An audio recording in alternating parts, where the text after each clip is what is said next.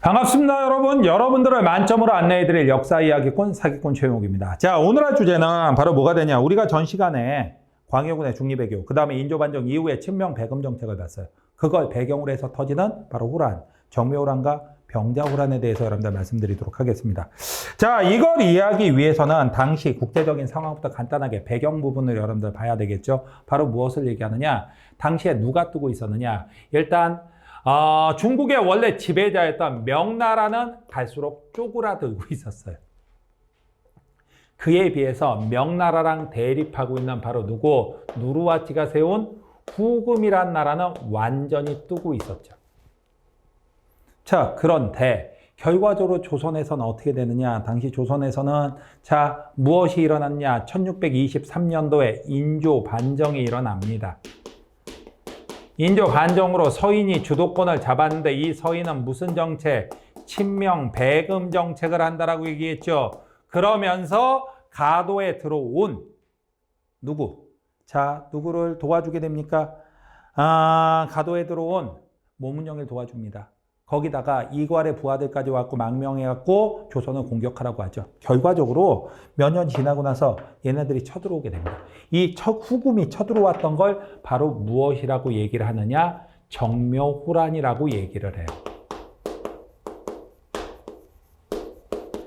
정묘호란은 몇 년도냐? 1627년도에 쳐들어온 거예요. 아니, 분명히 인조반정이 일어난 게 1623년이고 그 다음이 이괄의 난이 일어난 게 1624년대. 왜 그로부터 3년이나 더 뒤였느냐? 이건 여러분한테 제가 간단하게 말씀을 드릴게요. 다른 게 아니라 당시 후금은 명과 싸우는 게 더 급했어요. 그런데 왜 명과 싸우던 중에 왜 갑작스럽게 이렇게 쳐들어왔냐? 이유가 있어요. 1626년에 영원성 전투라고 해갖고 이 누르하치, 후금을 세운 누르하치가 명나라 원수관 장군과의 싸움에서 결국 패전하고 여기서 죽게 됩니다. 큰 부상을 입어서 죽게 돼요. 그리고 나서 새로운 데칸으로, 여러분들 당시엔 아직 황제라는 칭호로 아니라 데칸이라고 했었는데 데칸으로 홍타이지라고 누르하치의 아들이 새로운 데칸이 됐습니다. 새로운 데칸이 되고 나면 제일 먼저 보여줘야 돼요. 우리 아버지 뛰어난 데칸이셨다. 근데 그분이 안타깝게도 돌아가셨다. 그리고 나한테 이 데칸의 자리가 왔는데 걱정하지 마라. 나 아주 우리 아버지 못지않게 뛰어나다라는 걸 보여줘야 돼요. 그걸 실제적으로 보여주려면 누군가 하나 패야 되죠. 누군가 하나 쓰러뜨려야 되죠. 그랬을 때 이 쓰러뜨리기 가장 적합한 대상이 누구였느냐? 약한 나라지. 그 당시에 이 후금이 보기에 약한 나라는 조선이었죠. 그래서 조선에 대한 침략을 시작한 겁니다. 그게 바로 정묘호란이에요.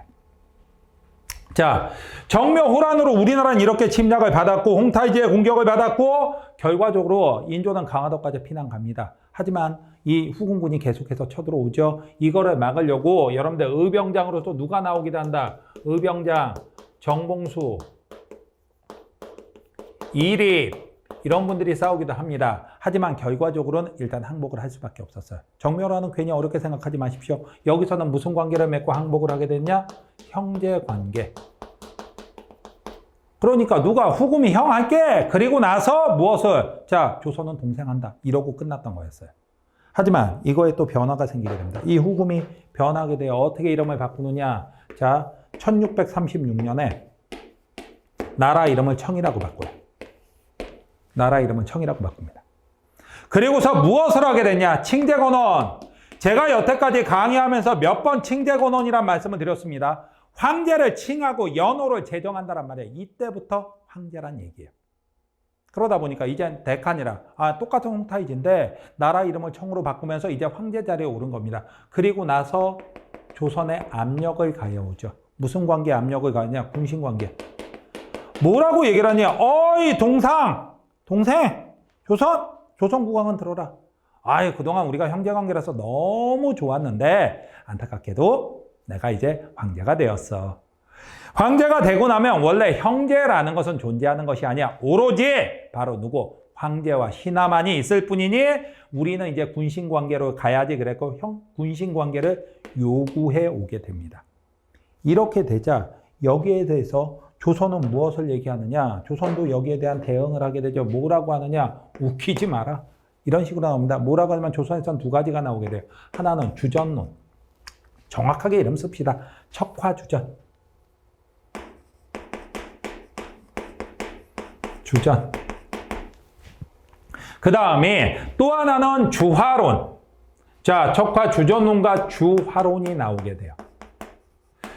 척화주전론의 대표적인 사람은 김상언이란 신하가 되고요. 그 다음에 주화론의 대표적인 신하는 최명길이란 신하가 됩니다. 여러분들이 이 영화 봤으면 아는데 본 사람도 있을지 모르겠습니다. 또 무슨 영화냐고요? 남한산성. 남한산성에 보면 김윤석 배우가 맡은 역할이 척화주전론이에요. 뭐라고 얘기를 하느냐? 지금 우리나라가 군신관계를 받아들이게 되면 보나마나 얼마 뒤에는 이 나라를 통째로 내놓으라고 할 것이다. 그때 가서 나라 줄 거냐? 안 줄 거 아니지 않느냐? 어차피 싸워야 된다. 어차피 맞짱 떠야 된다. 비굴하게 굴지 말고 지금 맞짱 뜨자. 이 얘기예요. 척화주전, 화친을 배척하고 전쟁을 주장한다. 그런데 그에 비해서 주화론은 최명길은 누가 맡았냐? 최명길은 여러분들 이병헌 배우가 맡았었죠.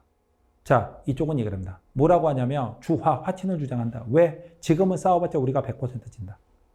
그렇다면 우리가 군사적 실력을 키울 수 있는 때까지 그 시간이 필요하다. 시간을 벌어야 된다라고 얘기를 하는 거예요. 그래갖고 지금은 화친을 해야 된다라고 얘기를 하는 거죠. 그런데 조선에서 주도권을 잡게 되는 건 척화주전론이 주도권을 잡게 돼요. 이러자 1636년 그 해가 가기도 전에 바로 홍타이지가 황제가 되자마자 바로 조선에 대한 침략을 합니다. 그렇게 쳐들어온 것이 바로 병자호란이에요. 병자호란. 조선에서 척화주전론이 세지니까. 그래갖고 여러분들 이 병자호란은 누가 쳐들어온 거냐? 누가? 여러분들 청나라가 쳐들어온 거예요. 후금이 쳐들어온 건 정묘호란. 그에 비해서 청나라가 쳐들어온 건 바로 병자호란이 됩니다. 자, 우리나라 임금 어디로 가느냐? 남한산성으로 갑니다. 남한산성에 가서 40여일간 버티긴 하죠. 하지만 이길 수 있었다, 없었다. 이길 수 없었다. 결국 무릎 꿇고 항복하는 굴욕을 당하게 됩니다. 그게 바로 삼전도의 굴욕이에요. 삼전도의 굴욕. 우리나라 임금이 땅바닥에 머리 쳐박아가면서 항복을 하는 거죠. 그리고 무엇을 하느냐? 무슨 관계를 받아들이게 되느냐? 군신 관계를 받아들이게 돼요. 이제 청나라는 황제의 나라, 우리나라 조선은 신하의 나라, 그리고 명나라와의 모든 관계를 끊겠다라고 약속을 합니다. 청나라가 요구하는 거죠. 이렇게 됐던 거예요. 그리고 누가 잡혀가느냐? 소현세자, 당시 세자였던 소현세자와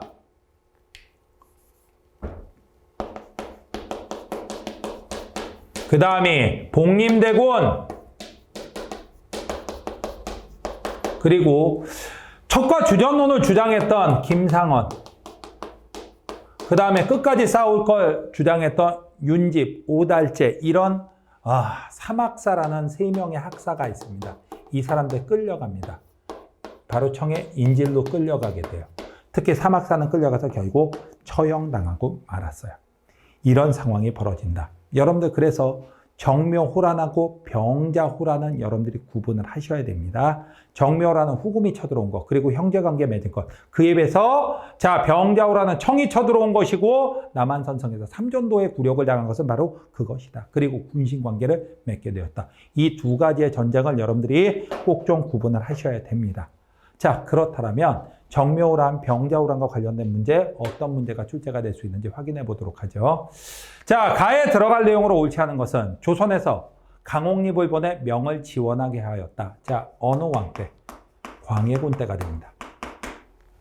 자, 조선 국왕이 삼전도에서 청황제에게 항복을 하였다. 이게 병자호란의 끝. 그래갖고 삼전도의 굴욕이죠. 자, 봅시다. 서인 세력이 인조반정을 일으켜 광해군과 북인 정권이 몰락하였다. 요 사이에 들어가는 거, 인조반정 들어가는 거 맞죠? 그 다음에 청의 군신관계 요구에 조선에선 주화론과 주전론이 대립하였다. 대립하다가 주전론이 세지니까 쳐들어온 거죠. 조선 정부는 친명배금 정책을 추진했다. 그 결과 무엇이? 정묘호란이 일어났는데 정묘호란은 가사이. 자, 이 두 사건 사이에 들어가는 거 맞죠? 후금의 침입으로 정묘호란, 똑같은 얘기네요. 그 다음에 조선에서 북벌운동. 북벌운동은 복림대군이 들어와서 왕이 된 다음에 청에 대해서 병자호란의 복수를 하자고 해요. 다음 시간에 알려드릴 건데 이거는 요 다음에 있는 일입니다. 그래서 정답은 5번이 답이 되죠. 그 다음에 두 번째 문제가 됩니다. 가나 전쟁과 관련된 설명으로 옳지 않은 것은 한번 봅시다. 16세기 말 일본의 토요토미 히데요시는 100여 년에 걸친 전국 시대의 혼란을 수습하고 일본을 통일하였다. 통일 이후 불평 세력의 관심을 밖으로 돌리고 자신의 대륙 진출 야욕을 펴기 위해 조선을 침략하였다라고 돼 있는데 뭔지 여러분들 알겠죠? 임진왜란입니다. 자, 임진왜란이 한번 갑시다. 자, 1번 전쟁 이후 일본의 조선의 성리학과 도자기 문화가 전파되었다. 맞는 얘기. 그 다음에 전쟁 이후 명이 쇠퇴하고 여진족이 성장하여 후금을 건국한 것도 맞죠. 그 다음에 국력이 강성해진 후금은 국호를 청으로 바꾸고 조선의 군신관계를 요구하였다. 그러나 조선조정은 청의 요구를 거절하였고 이에 청태종은 조선을 침략하였다라고 되어 있습니다. 이건 바로 뭐가 되겠어요? 병자호란이 되죠.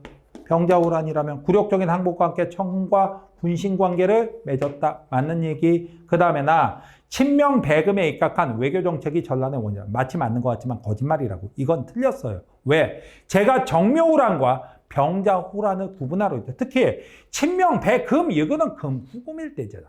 그러다 보니까 이거는 정묘호란이 되기 때문에 이 두 가지를 구분해야 돼서 분명히 이건 틀린 문장입니다. 그 다음에 가와나 사이 시기에 실리적인 중립외교, 요 사이에 광해군이 있었던 거 맞죠? 그래서 정답은 4번이 답이 됩니다. 자, 이렇게 해갖고 여러분들 정묘호란과 병자호란까지 살펴봤습니다. 자, 오늘 강의, 이번 강의 여러분들 고생하셨고요. 다음 강좌에서 뵙도록 하죠.